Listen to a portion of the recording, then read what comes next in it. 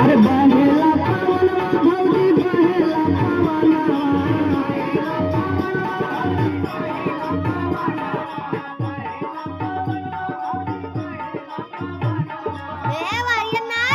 कहदा भौजी भैया से दे देता गवनवा कहदा भौजी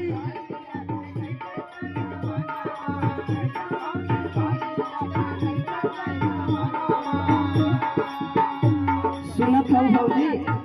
सुनत है हो नंदू। अरे कहदा भौजी भैया से दे देता गवनवा भौजी दे देता गवनवा